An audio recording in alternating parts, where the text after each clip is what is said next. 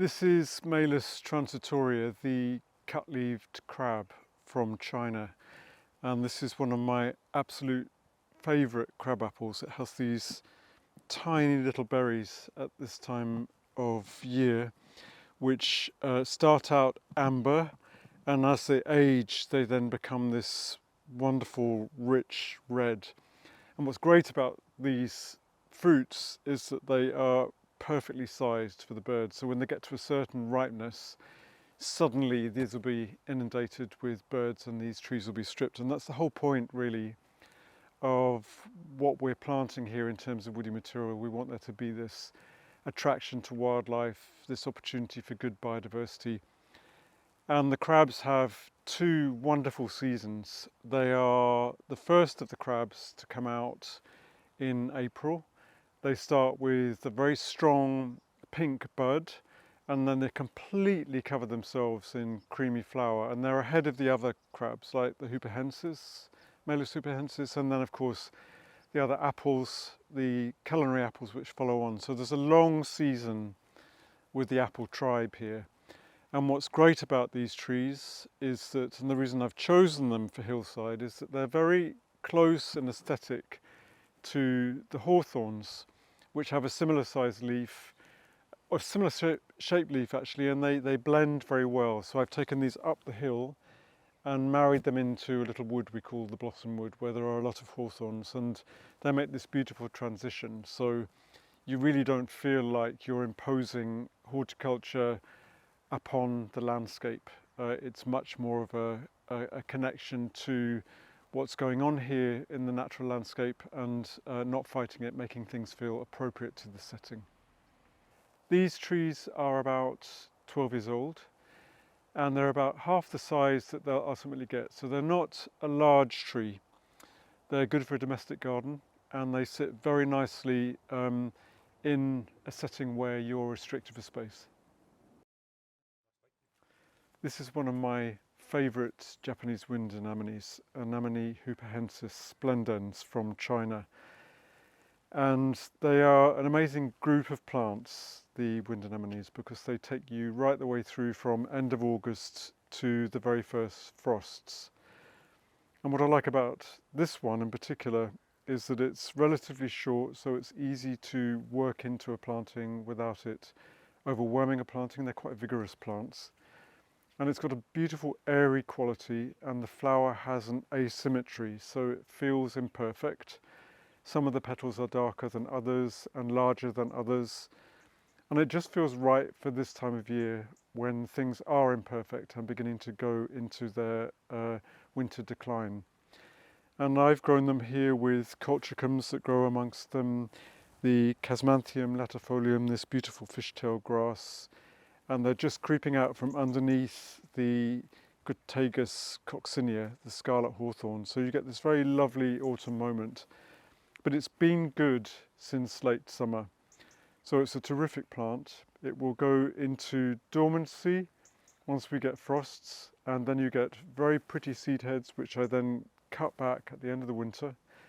And in amongst here there are snowdrops and other spring things which will cover for when they go dormant, and then they come back with this beautiful fresh ground covering foliage. So there's very little to worry about with these plants. They're easy to look after. Good retentive soil, a little bit of shade, not too much heat, and then they'll be here for many, many years. This is Nerine bowdenii, and it's a South African bulb which is perfectly hardy here as long as it's given good drainage and a nice baking in the summer. I've had these plants since I was about 10 years old. A neighbour gave them to me, and she'd had them for many, many years before, and they're incredibly long-lived. They don't like disturbance, so once you move them, they can take a couple of years to start flowering again, and then they really like to just develop their clumps very, very slowly and almost be congested. They like soil which is on the poor side, so I've got them growing here under tall canopy of an old holly, so the light comes in from the side and bakes them during the day. and they've got dry conditions during the summer, and they have fleshy strap-shaped leaves that start to come after these flowers go over at the end of November. So they're wintergreen, beautiful, glossy lime green leaves throughout the winter, and then they go into a state of dormancy during the summer. I grow them amongst other low-growing things, such as the viola and Waldsteinia tornata, and make sure that their crowns are kept clear so that the bulbs get a good baking during the summer. And then they can rise above this low canopy of things that grows underneath and around them. And what's interesting is that we're starting to get things like the winter flowering cyclamen starting to colonize amongst their bulbs. So there's a real feeling of a little ecology developing here on this bank. And these start to come up to flower at the end of September. You start to see the buds, and then they're in full flower during October and first part of November, and will only be stopped by a hard winter freeze that comes in November. And then they go into their next transition, which is starting to regrow the leaves, and that's when you can lift the bulbs and divide them and move them around, if that's what you decide you want to do. So that's the time to move them. But as I say, they prefer to be left undisturbed in one position, and could be here for 25, 30 years without needing any attention. This is Aster Izo Murasaki, which is our latest flowering aster in the garden, and one of the few asters which is now still called aster. They've all been divided into a number of quite complicated names which we've all had to relearn. And this is from Japan, and I've grown it at the Millennium Forest, and it has a crimped leaf which is quite distinctive and never grows any taller than this, which is just about waist height maximum. It's slowly clumping and will over time form a small colony, but I keep it restricted by just pulling off stray runners at the springtime. And what's great about this is it starts to come into flower just as most of the other asters are beginning to go over, and then we'll go right the way through, often until the very end of November, when it manages just to get through the first frost. So it's the very last thing to be flowering in the garden. And what I like about it is its slightly mutable colour, so it changes as the flower ages, from lighter to dark as it flowers. This is Cercidophyllum japonicum, the katsura tree from Japan and areas of China.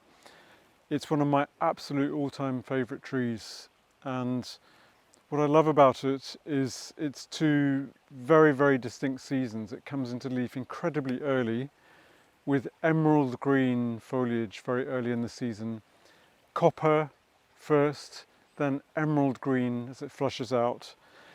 And then at this time of year, it goes into this wonderful mercurial change where when the leaves drop and turn this wonderful amber colour, you then get the smell of burning sugar as the leaves fall to the ground, which is in the air. It's very difficult to locate. I can smell it now where I am, and it will move on the breeze short distances, but it's an absolutely hypnotizing smell. It's really wonderful.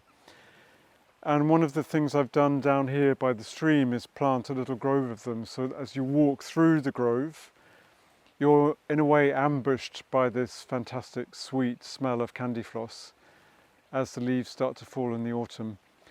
On very still damp days in the summer, you can also get the smell, but it has to be just the right conditions. So it's something which is liberated, I suppose, by decomposition. If you find the leaves on the ground and try and smell them, you don't get the same sensation that you get as you're moving through with the perfume on the air. Wonderful tree, tall and statuesque when it grows to maximum height, 10 to 15 meters. So something that you do need to find a place for. Multi-stemmed, preferring damp conditions, moist soil to keep it hydrated during the summer, so not good in a dry position. but somewhere that if you've got the right place for it, in a little bit of shelter for the perfume and also to keep it feeling like it's hydrated enough, it's a very good tree to have.